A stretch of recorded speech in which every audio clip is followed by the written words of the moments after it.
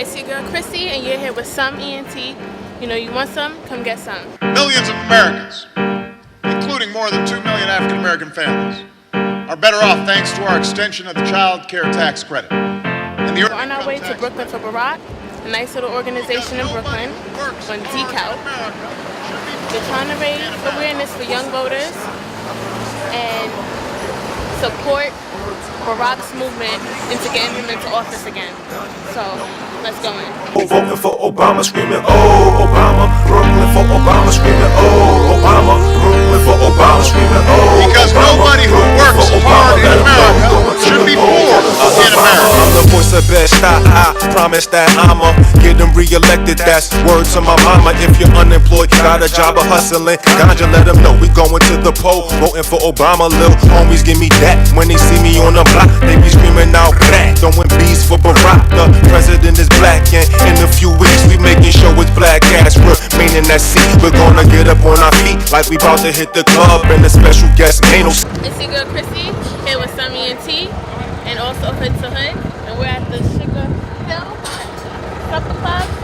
They've been open for 33 years, and they do all type of events for church and everything like that. And today we're here for Brooklyn for Barack. We're here to encourage young voters to vote, and obviously for Barack, because in New York he's not getting so many favors, and that's probably because a lot of people aren't participating and they're not aware of what's going on. So on behalf of Hood to Hood and S.U.M Ent, we're here to support a cause as well as cover an event. We have artists here such as Fast Like Ron, we have Futuristic Lingo, Rich Low, and many more. Brooklyn is where it's at tonight at the Sugar Hill spot. S.U.M Ent. Oh, Obama. Brooklyn for Obama, screaming, oh, Obama. Brooklyn for Obama, screaming, oh, because nobody who works hard in America should be poor in America. I'm the voice of best, I promise that I'ma get them re-elected. That's word to my mama. If you're unemployed, got a job or hustling, ganja, let them know we going to the poll. Voting for Obama. Chrissy with S.U.M Ent, and we're at Brooklyn for Barack, and I'm with Mona Faison. Hi, I'm Mona Faison, and we are doing the Moving Forward Young Voters concert, and we are excited. As you hear in the background, we're doing a sound check. We have quite a few people in here already, and what's so unique as well is we have some of the band members first time registering. So again, we're very excited to be doing this initiative, register voters, young voters, 18 to 35. We're asking that you use your voice as your vote and stand up and represent for yourself, whatever that is. If you're feeling that you cannot move anything, and if you're not able for your voice to be heard or it doesn't matter, please know that every voice matters. That your opinion about anything from music to dance to what you eat, where you work, and how you live is up to you. So exercise your voice today and vote and register. Barack Obama. Tell Obama the truth. The reason I like Obama is because that he inspires me and how his speaks, his actions, and how he makes decisions of how he will make the world better, and that's it. I like Obama because Mitt Romney's an idiot, straight up. A liar and an idiot. Obama's rational. I'm Justin, Young Dustin, Jay West, Gino, Futuristic Lingo. How effective do you think music is when it's going towards a cause, when it's sending a message? Extremely effective. I mean, a lot of people base their emotions on a song or something that can really relate to their life, something that they can actually not only talk about, but something that they know everybody have heard. So it's relating to something that's positive, and you can put it into music, you're more likely to get more people to follow what you're saying through music. That was Futuristic Lingo. It's your girl Chrissy, S.U.M Ent. You know you want some, come get some. And I'm here with another artist from Brooklyn for Barack. How y'all doing? I'm Fast Like Ron. I'm an up-and-coming artist from Brooklyn, New York. And we here at Sugar Lounge. And I'm one of the performers. How did you hear about the organization?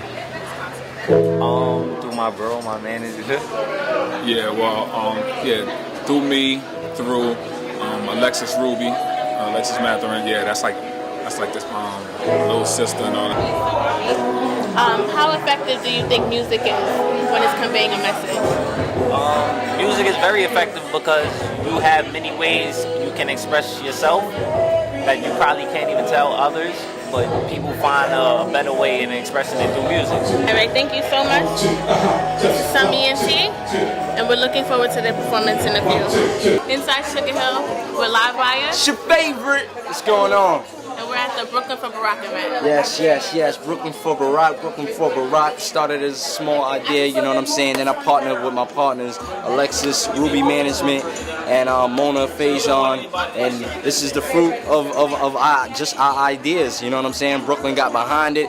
The name of it was Brooklyn for Barack, so they had no choice, you know what I'm saying? So I got a lot of the movers and shakers in Brooklyn to come out, perform, come out and speak. Come out, do poetry, you know what I'm saying? And that was the pillar in the door for the draw to get the other people out, you know what I mean? So this is what it is. Barack, Brooklyn got you. It's your favorite. Shout out S.U.M Ent. So can you tell me a little bit about the clothing line? Yes. The clothing line is based out of Brooklyn made. That's so the name of the clothing line is Ink Life Clothing. It's basically self-explanatory. You know what I'm saying? You see we tatted up.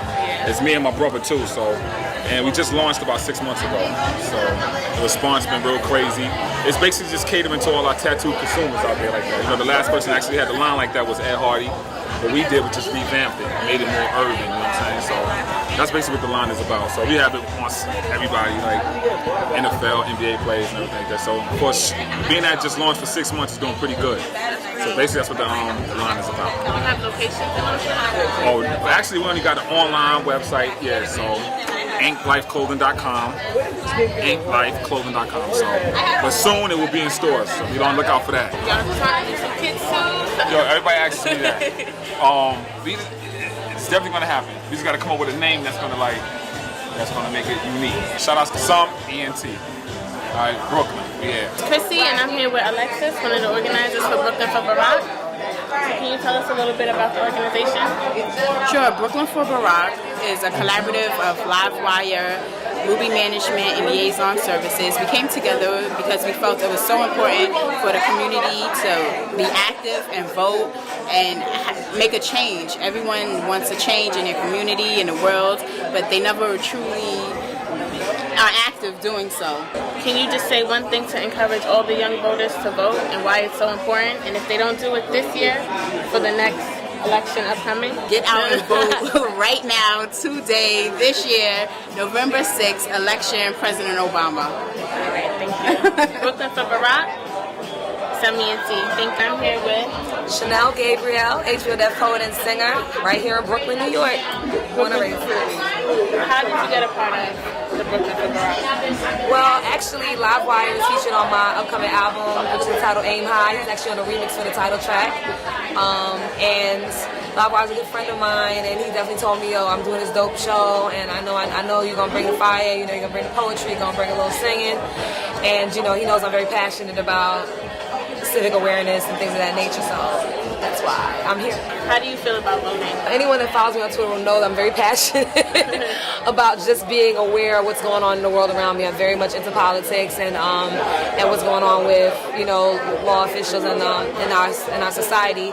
And I believe that voting is really, really important because if you want to complain, you should vote. You know, the same thing. It's like I don't think that you have the right to complain about the way the world is if your voice is not heard, if you're not even at least trying to make a trickle into the big flood of what's going on in our world. How effective do you think music and poetry is with delivering a message to anyone of any age? I believe it's the most effective way because, I mean, it's the number one way. We pick up slang words from rap songs, you know, and if you can pick up a slang word, I'm sure you can pick up a movement, you know, through music, through poetry. And for a lot of people, you know, they don't necessarily want to watch CNN, but when Lupe starts talking about don't vote, people tweet back, yeah, we're not voting too. Imagine somebody, just one tweet can make a whole group of people decide to do or not to do something. So it's definitely the voice of, you know, it's the voice of our culture. Please make sure you follow me on Twitter. I mentioned it. At Chanel G, and also check out ChanelGabriel.com. How you guys doing? I'm Mike Bellagio, Manpower Entertainment. Go by the name of Mike Edwards. Came all the way from Washington, D.C., the nation's capital, to show support. This is a great great occasion, special cause, and I'm here to tell you guys, rock the vote. Hello, beautiful people. Hello, Brooklyn. Brooklyn for Barack. Good evening. My name is Mona Faison. For those of you who don't know me, hello. I am part of the collective and the Moving Forward movement. Can I get a hand clap for the Moving Forward movement? I want to thank you all for being here. First of all, you look so beautiful to me. Black people always in a room and a whole bunch of us together is exciting to me, especially when we can do it with love and a mission and power. It's exciting. So right now, I'm just hyped. Right now, I feel like I'm on a stage at the Barclays Center, you know what I mean? So thank you very much for being here and being a part of this and understanding how important today is for us as a people individually and collectively.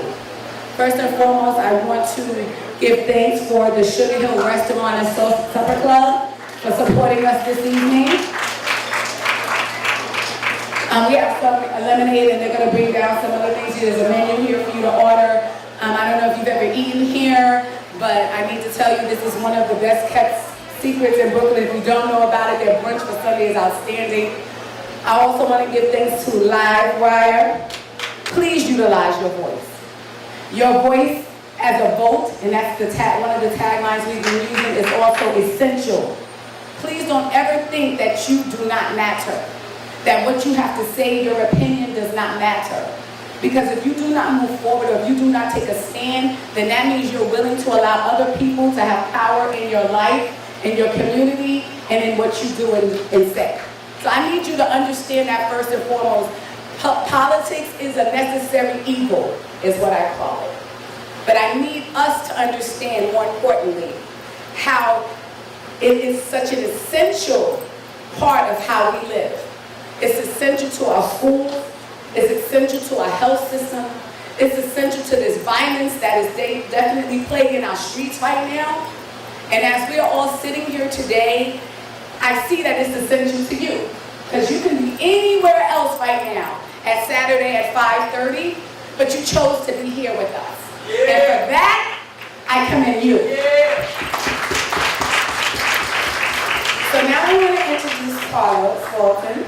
Thank you so much. We got love. We hug. There you go, there you go. Peace, family. How y'all doing today?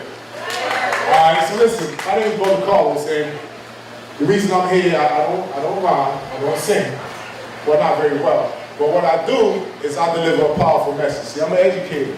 At first by trade, because I was part of the Board of Ed and I worked in a lot of schools out here in Brooklyn and Queens. But then I came out because I realized that there wasn't enough happening for our young people.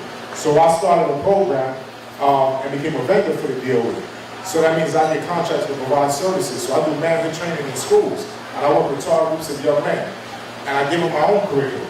And that curriculum talks about slavery, it talks about confronting authority, it talks about college prep, it talks about all kinds of things. And it speaks to the young men in a language that they understand. And at the end of the day, once the brothers start to set their game up, then that's going to create rippling effects, and I'm clear about that. But why do it? I do it because 40% of the young men that come into high school graduate from the high school. That's 40%. It's not a big number. I do it because 1 out of 3 young men are destined to have a jail sentence. 1 out of 3. So that's like we go around the room, we look at the brothers and we count 1, 2, 3, 1 of y'all, 1, 2, 3, 1 of y'all, 1, 2, 3, 1 of y'all, 1, 2, 3. Like at least 4 of y'all over there gonna be locked up according to statistics. And the statistics don't necessarily change according to which part of Brooklyn you're in, because it's unfortunate that they were able to match the home addresses of the brothers locked down with the addresses for areas right here in Brooklyn, New York, especially the ones with low performing schools. So when you talk about like what moves you, because people have different career paths. I was talking to my young brother, told me he looked into the hip hop thing, he rhyming, he want to see where it takes him. I talked to another brother about a clothing line, the ink, is how you say it? Ink, say it again? There you go, Ink Life. And the brothers take my entrepreneurship and take it to a whole other level. Now that's a beautiful thing, because on the other side of that, you got brothers that's pretty much dying on a regular basis. A young brother gets shot in the hood every day, sometimes a few a day. And that's only in Brooklyn. Okay? And it's sad because when you do the history on it, you start to realize that there's been a history of this violating young black men. At one point, they wanted Enoch slaves in Arabia. And the Enoch slaves meant that you had a black male slave between the ages of like 12 and 18. But in order for him to be an Enoch, he had to be castrated. To be clear, they had to cut off his genitalia. His penis and his scrotum would be dismembered, cut off. Now the sad part about this is that only 1 out of 30 young brothers survived this operation, if you want to call it that, because they wasn't taking the time to use the proper equipment, they wasn't taking the time to take care of them. I mean, at the end of the day, you can take a man's penis from him. But according to the culture, if you had an Enoch slave, you was going to be blessed by God, you was going to have wealth. So people went out there looking for these Enoch slaves. Black men between the ages of 12 and 18, fill up their penis and bring it to me because then he's going to be my slave and I'm going to get blessed. So that type of madness starts to filter throughout. And when people don't know their history, what happens? You're doomed to what?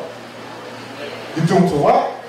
You're doomed to repeat it. So we find ourselves repeating these same sessions. So check this out. In America, 5,071 lynchings. 5,071 lynchings. Now, a lynching could be by hanging, right? But a lynching could also be by any kind of death committed to one or a few by many. So now you're talking about brothers being tied to trees and being whipped until they die, or fires being lighted below their feet and watching them burn slowly and die, or tying them to the floor or spread out wide with honey on their body until insects come and bite them to death. All of these are some real sick, horrible deaths, but these things have happened and consistently happen. But in America, there was 5,071 lynchings. The sad part, there were only 12 convictions. Only 12. Out of 5,071, 12 convictions. Now, there's something to be said. There's something to be said about ignoring those type of numbers.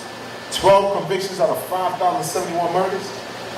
But because those murders are mostly your brothers, then unfortunately, it's not given the attention it needs. So I decided I create a program that's going to address those type of issues. And I take it further because besides the manhood training program, I do college prep. And I take young people on the bus from New York to Atlanta. My sister Coco came last year for the first time, is committed to going every year. My brother Live has been going for years now. We take young people on the bus from New York to Atlanta. We let them see these schools up close. We let them apply on the spot, waive the application fee, open up a doorway to Morehouse College for brothers from the projects. Fort Greene Project going and graduating, Albany Projects going and graduating. So when we start to do this work, we realize that we touching lives and we touching people that everybody else seems to be looking over. Because ain't nobody going to the projects to look for brothers to take them to Morehouse. And if nobody does it, then look at the quality of caliber of those powerful young men that have an opportunity now, but would not have had it had this effort not take place. And just to be clear with you, this comes out of the Million Man March. You see, a lot of people don't know that. You're talking about the biggest gathering of black men in the history of America, the Million Man March. 2.4 million men left their homes, left their jobs. It was on a weekday and went out there for atonement. And atonement was about admitting your wrong, correcting your wrong, fixing the wrong with whoever you did wrong, and then working to be better. So you had 2.4 million men come out there and stand up on that day and be strong and fist in the air and straight power all day, every day. It's a lot of people out there. Some people are like sheep and some people are like shepherds. Like sheep, you tell a sheep to run for freedom, that sheep ain't going nowhere. They're like, run sheep, run, they're gonna cook you. You dinner for the night, go. That sheep would sit there and eat that grass. When you start to walk those sheep into the slaughterhouse, one behind the other they go. One behind the other. And it's unfortunate because that's how our people are. Our masses move like that. You give them a leader, no matter what kind of leader it is, they follow. We're going to sag everybody sag. We're going to shoot everybody shoot. We're going to go blood up and blood this and prick this, and we all going to do the same because people are scared to lead. It's easy to follow. It's real easy to follow. But this type of work here, organizing people, getting people out, going for a positive effort, making sure that people are on point and on time and doing what you got to do in the sound and the signs and the flyers, that type of work, those are the ingredients to a leader. Now I need to be clear because we got some leaders that pay some horrible prices. Medgar Evers shot in front of his house, Nat Turner killed, Malcolm X murdered, Martin Luther King murdered. We got a list of others. And then you got the Amadou Diallos who got shot up for 41 times. Then you got the Adam Lewimas who had a plunger stuffed in his rectum. You know, you got all kinds of stories. All kinds of stories. But we have to really stop and realize, where does this come from? Why is there such an attack on our leaders? On the plantation, if you're too strong as a black man, if you had too much power and too much strength, they have to make an example of it. So they would call everybody on the plantation out. Everybody had to come and watch this because we're going to deal with the leader. So when all the young ones, the older ones, the women and men come out, they watch how the leader is brought out in front of them and is beat to a pulp. And I ain't talking about the beatdown that take place on the corner and everybody run before police come up. There is no police to worry about. So you got dudes getting beat down to the point that the bone in their arm is broken and sticking out of the skin. You got a beat down that at the end an eyeball is hanging from the eye socket because it's been kicked out and only the blood vessels are holding it there. You got a beat down that looks horrific, but every man, every child, every woman, and every elder on the plantation must watch this beat down. So, you think it's bad enough that he got beat down, but now they got to throw salt on his body because they want him to suffer even more. And this was a constant practice. After the salt, then they throw hot tar. And you know tar can't move unless it's extremely hot, right? So you got hot tar they pour on this person's body who's already bleeding, who's already been left with open wounds. And if that wasn't bad enough, they throw feathers on it, and I don't want to look like a clown. So flip around and look crazy and act silly for us. So we can laugh and joke. Meanwhile, again, men, women, children, elders are watching. At the end of it, while the brother's still alive, a rope is tied to his left ankle, another rope tied to the right ankle. The ends of those ropes are tied to horses, where the horses are beat in different directions. And if that wasn't enough, because Tar's flammable, they set him on fire while he screams for his life and as his body's being pulled apart. Now, who is going to step up to leadership after watching something like that? What about the sisters? Are the sisters going to raise their sons to be strong? Are they? Are the sisters going to raise their sons to be leaders after they saw what happened to this man in front of their face? What about the other brothers that are watching? They going to step up for leadership? They going to stand up and be the next one to be that father leader? Because be clear now, you're talking about people snatched away from their families. So you couldn't go with your mother or your sister or your brother or your father. You were snatched away. So a family had to be developed on these plantations because we had no choice. So when we build this up, a leader rises just like ice in the glass rises. You can't help that. But the price for it was ridiculous. So now, thinking about this strength that we have, thinking about how people fear this strength to the point that they go into all kinds of tirades. Even look at this political forum now, how the GOP is going after voters, trying to hold them back from voting for this black man a second time. People come out of character when they see black leadership. And there's something about us that shines regardless. I mean, at this point in the game, something has to be done. So besides this effort right here, I'm encouraging everybody to find something positive to get into. Find a way to affect your people, y'all. Because people out there killing us left and right, and we doing a damn thing about it. And we ain't got no regular strength either. Because just to close out real quick, I'll tell you about my man Sam. I told you about some crazy stories from back in the days, and I want to be clear that not all of them was to our detriment. But just check my man Sam out. Now Sam was a victim of a lynching. He's in a book Without Sanctuary, if anybody ever heard of it. So Sam was beaten. Sam was beaten and he was brought out to be lynched.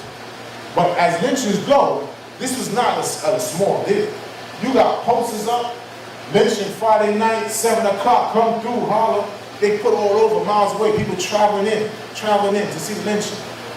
You got white boys who go to their wives and say, Mom, it's time for little Johnny to be a man. He's coming with me to lynch tonight. And she said, oh no, Pa, Johnny's too young. And he said, no, Johnny, you gotta be a man. He's coming with me. And he'll take a little white boy to go see this big black man get killed. You gotta kind of wonder about that rites of passage right there, but I'm gonna let that rest in your brain. So Sam's brought out and he built a stage just for Sam because they don't like to have people come to lynchings and they can't see. So they built a stage so everybody can see this black man die. There's 3 pictures of Sam. The first one, he's standing there and he's butt naked. Butt naked. And he's holding his jewels and he's standing strong. He's big old buff strong brother. He's standing there. But when you look at the picture, he got a gash that goes from his arm to his chest, like they sliced him with a machete. His face is bruised and you see blood trickling from his face. His body is battered. But even though I put strong, almost strong. The next picture is his back. When you look at his back, my man had a hole between the lower part of his back, like they used some body tool to dig out his flesh. and another hole in the back of his arm. Again, back beaten, but the back strong, still strong. By the third picture, he's hanging. His body is swinging. But the picture catches his face. The brother's face is still fixed, his eyes strong, like in the other pictures. They're staring out hard. The book goes on to say that was considered a bad lynching. It was a bad lynching because they couldn't take his spirit from him. They didn't make him scream and holler and squeal, oh Lord, please don't do it, please, I beg you, I beg you. The brother stood strong the whole time. That was a bad lynching.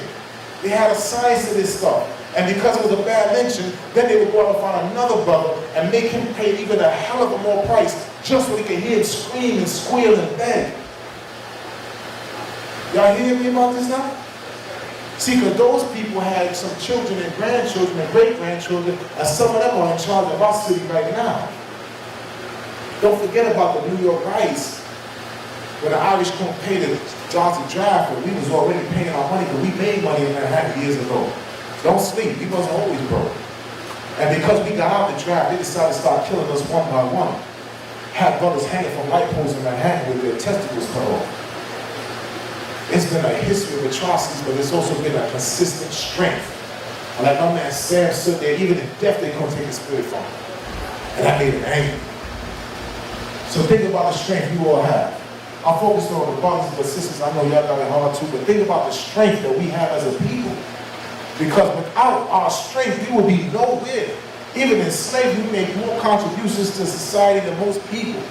Inventions and all kinds of pieces. And with that, there's books written that say the only people who offered nothing in society was the black civilization.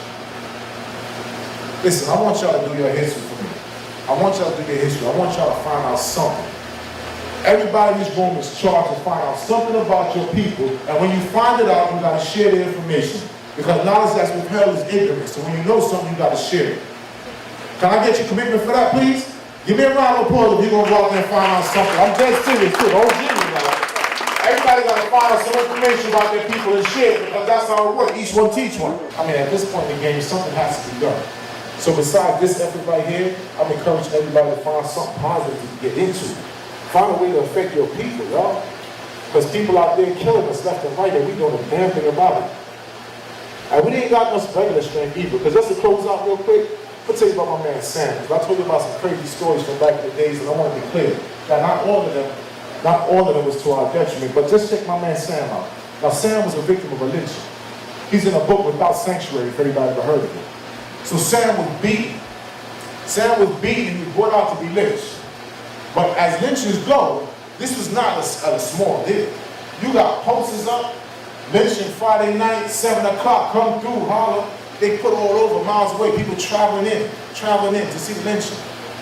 You got white boys who go to their wives and say, Mom, it's time for little Johnny to be a man. He's coming with me to the lynching tonight.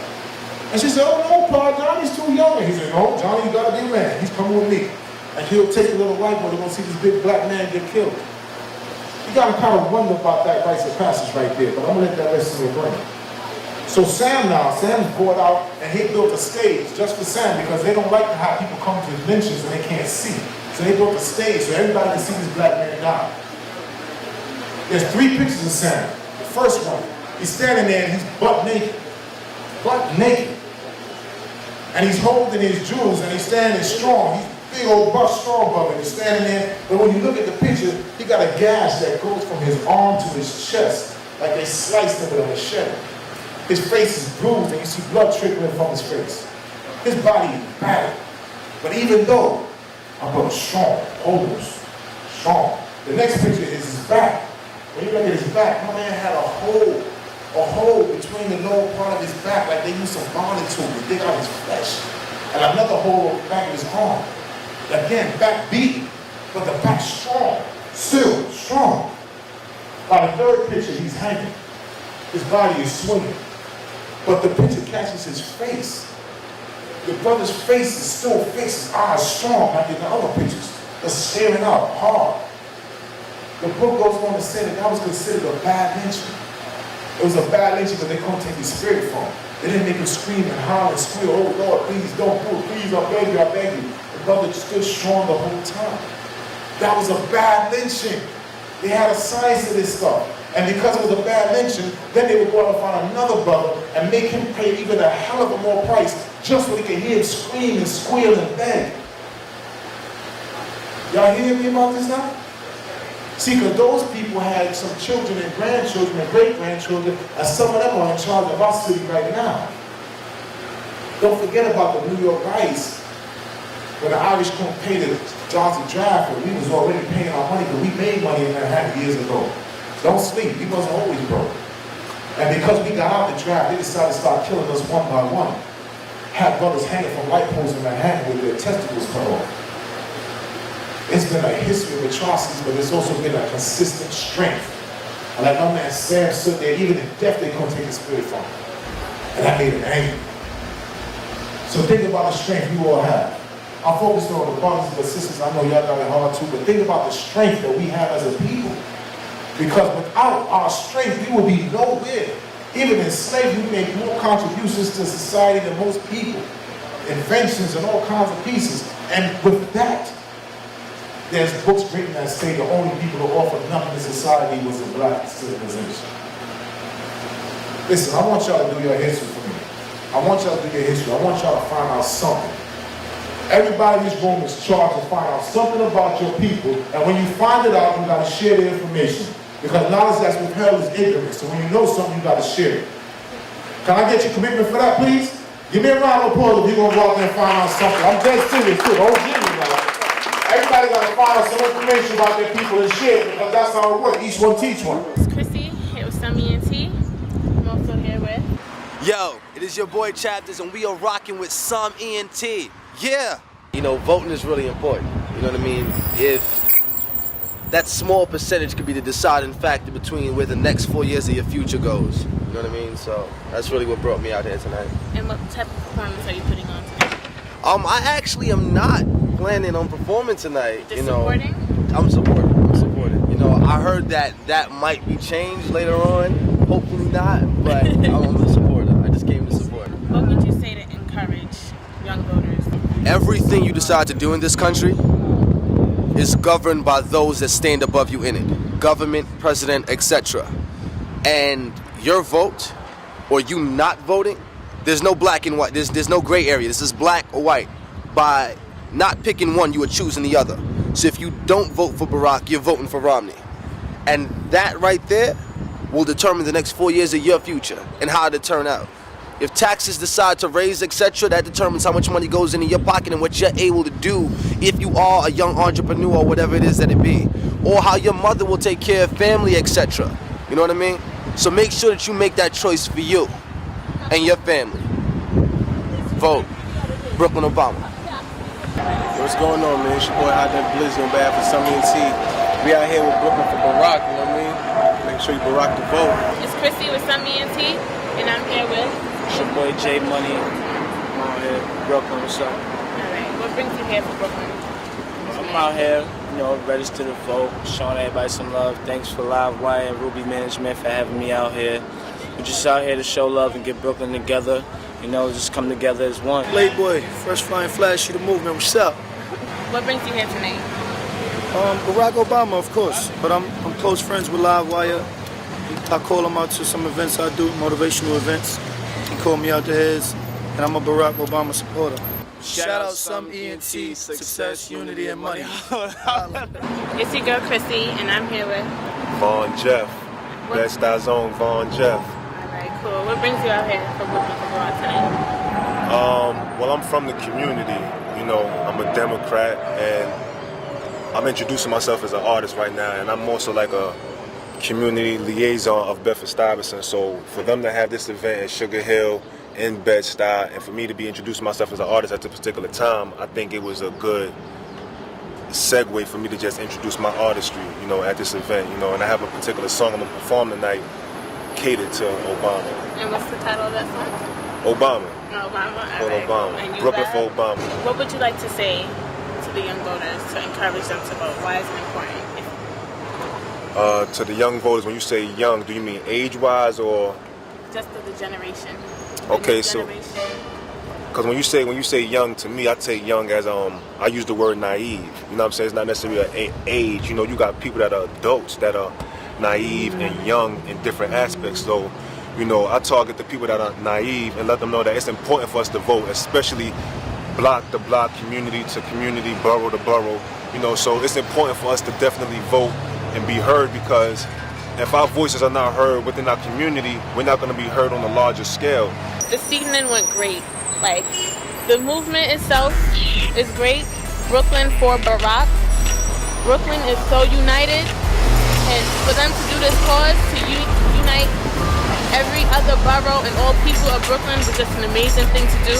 So shout out to Mona and Livewire, and of course shout out to Alexis. Thank you so much, Alexis, for this opportunity, being such a sweetheart that you are. I mean, this goes beyond voting. Like, it's leadership, it's coming together. And if we all came together, all boroughs, Bronx, Manhattan, Brooklyn, Staten, if we all, New York City, came together, we would be a force to reckon with. Like, no other state can mess with us. There's so much talent, but we can't get that if the key components is not there. And that's what Success Unity Money is for, because that's what we want to do. We want to bring it together. We want to help you, help us, help New York. So, I mean, the event was great, and I hope you guys feel the same when you're watching this. Shout out to my cameraman. Thank you so much. Hi, Def Lizzie, S.U.M Ent. You can follow us on Twitter at S.U.M Ent. YouTube, S.U.M Ent. Hi, Def Lizzie, Instagram and Twitter. You could also follow me as well. I'm with Hood to Hood TV, so you can always go online, check out my reviews, check out my articles. Follow me on Twitter and Instagram. It's I Am Feisty with 2 Y's. I Am Feisty with 2 Y's. So yeah, today went great, and shout out to Success Unity Money. You know, you want some, come get some. We going to the top. We ain't gonna stop until we reach the stars. We on the success. Want that unity, got that money. I'm on that, you want it now. I need that. I'm on that, haters, stop that.